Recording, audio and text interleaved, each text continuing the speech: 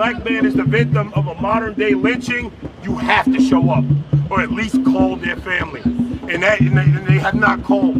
There's so many black power brokers in New York State. They should all be here. Not in America, and definitely not in New York. Every black politician should be out here. The governor should be out here.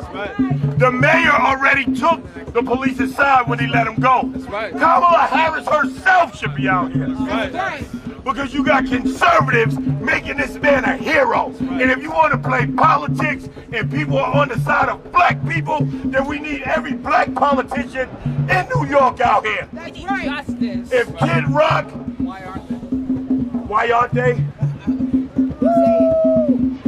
Because they're sellouts. Because they prioritize politics over black lives. That's right. That's why they're not here. Because they don't care. They don't care until it's time for us to vote. And that's why we stand for Jordan Neely. That's right. Because the people will protect the people. Where's our something? We keep us safe. Where's our something? Newsome. Thomas Kniff, KENNIFF, Razor Kniff DC. Stephen Razor, RAISER, first name STEV. Very good. Adeline Ortez, paralegal.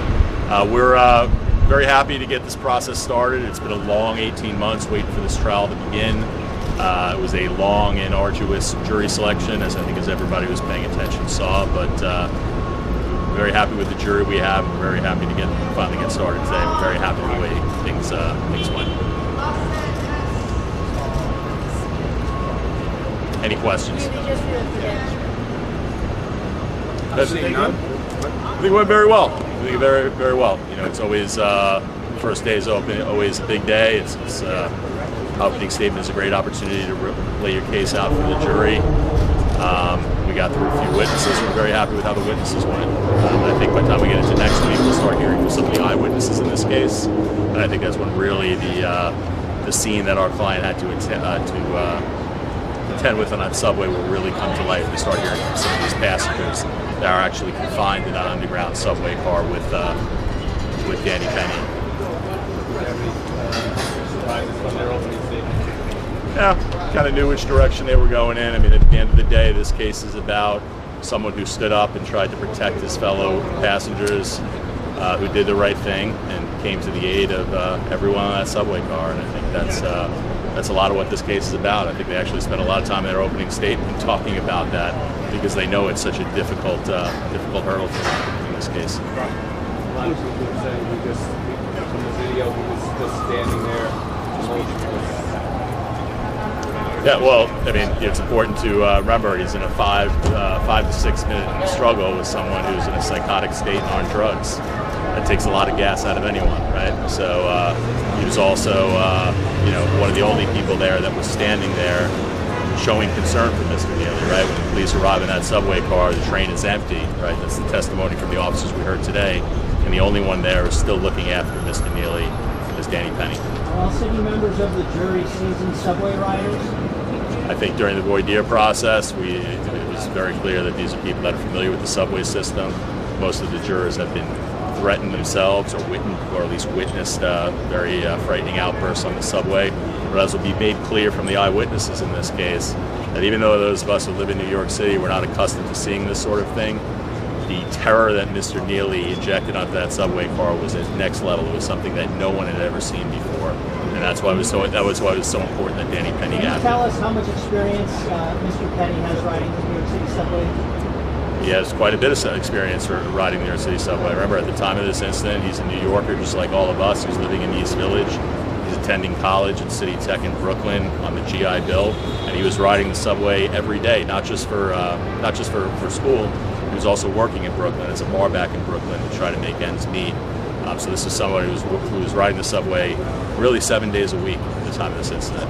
What are some of the biggest challenges you think you face in this case? I don't really think there are any big challenges in this case. I mean, every case, obviously, you got to put your best foot forward, but we think the facts are so much on our side. It's rare to have a case where the majority of the prosecution witnesses are going to be supporting the narrative, the defense narrative. This is one of those cases where we've been collectively trying cases between myself and Mr. Razor for almost 50 years, and I've never had a situation like this where there's this many prosecution witnesses that are really getting up there and testifying almost as defense witnesses. How's Mr. Penny feeling? What's the state of mind now? You know, no one ever wants to be in his shoes, right? You know, I don't care what the facts look like. Facing the working end of a local, state, federal criminal prosecution, it is one of the scariest moments in anyone's life. But you know, what do we really know about Danny Penny, right? He is somebody who's willing to put his safety, his interests above that of others, right? If he wasn't willing to do that, we wouldn't be here, right? For someone like that, you know, it's not easy, but he's handling it probably better than I think anyone else could in this situation. I think that's all the time, Mr. Rivoli. Pardon me? It's not a matter we want to suppress the body cam video. I mean, in any case, right? This is a matter of just rendering the effective assistance of counsel.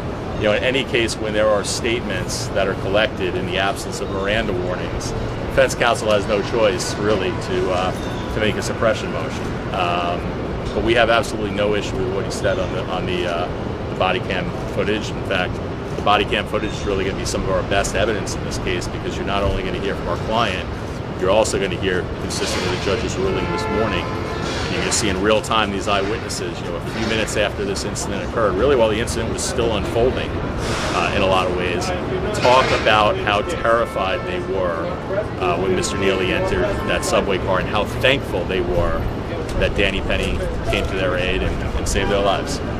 Last question. Yes. Yeah. Yeah.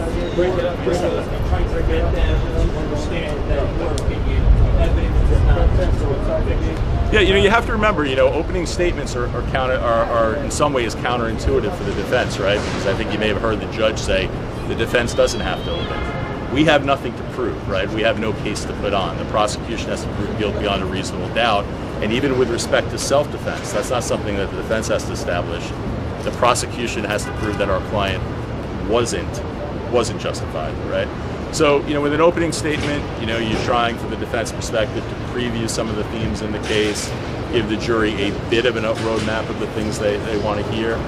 You know, so in that case, I thought what was really important in the opening statement is to, one, give a picture of who my client is, you know, why he's here. The reason he's here is because he's someone that would step up for someone else, right?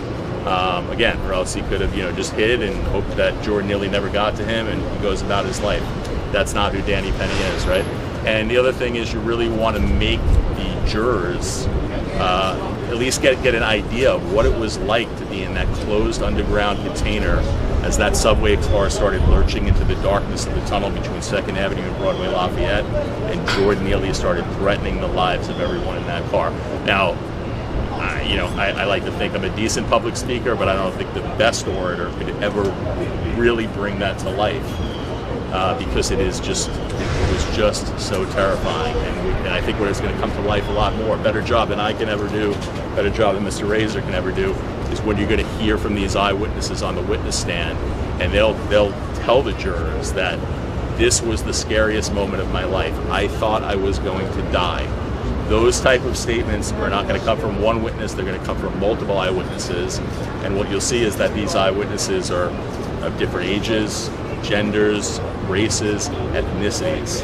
The prosecution tries to imply during their opening statement that Mr. Penny devalues human life. It is because of the priority and the value that Mr. Penny places on every human life, every age, race, doesn't matter. That's why we're here today. That's why he acted, because he went to protect the lives of innocent strangers on that subway train from the terror that Mr. Neely was perpetrating that day.